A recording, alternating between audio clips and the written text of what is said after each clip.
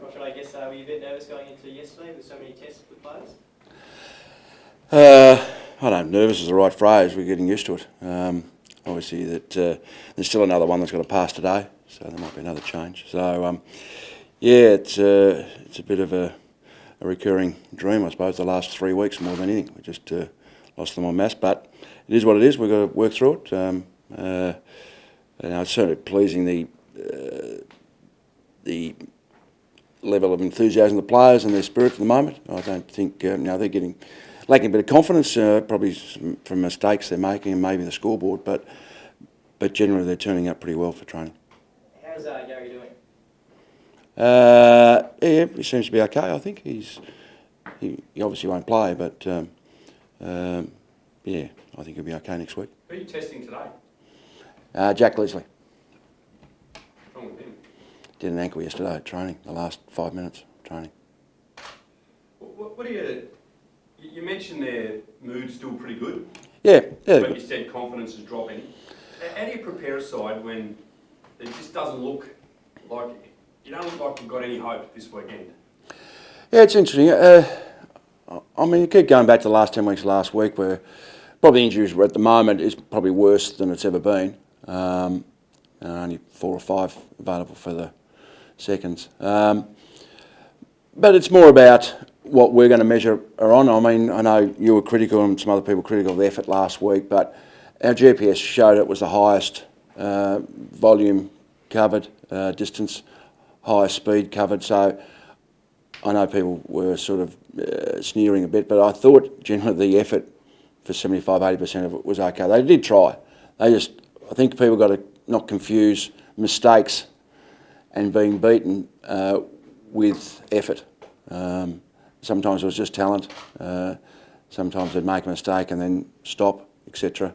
So yeah, I don't think generally they've given up. It's just it's marvellous what scoreboard pressure or your own form dropping away. And I've seen all players do it at some stage. That your mind becomes a bit of a fog. So now we're trying to clear that fog, keep them as positive as can. As I said, the reviews have been okay.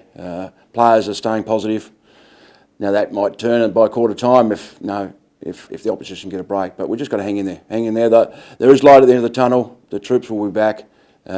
We know where we're going. No, I'm very positive and confident that we can turn this around pretty quickly. What's the first thing you turn around? Because last week, I mean, the running was obvious, but maybe it's their jumpers. They just seem to have more blokes on the field. But I thought prior to that, the spread, all the critical 50-50 contests seemed to go their way.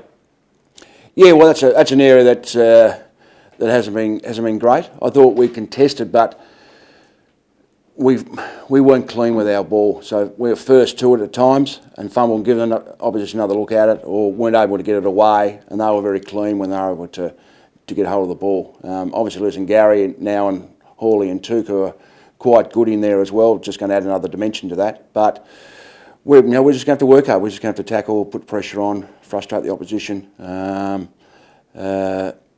So I don't think it's most of it. I don't think it's through lack of effort. Jesse Lonergan's one player that stood up, given the lack of midfielders. How impressed have you been by his development and growth so far this season? Yeah, he's improved. I don't think he's reached some heights that we'd hoped, to be honest. He had 11 tackles last week. He got his hands on the ball first a bit, and he's probably the point I was making before. He just wasn't clean at times. But certainly with his bigger body and he's only played 20-odd games, so it's asking him a lot, but the same token, he's going to have to stand up this week and be a key midfielder for us. You mentioned Jack Leslie, I guess, has got injured as well. How do we kind of look at the defence now? Sardi out, Thompson not coming back in. Thompson, May, McKenzie.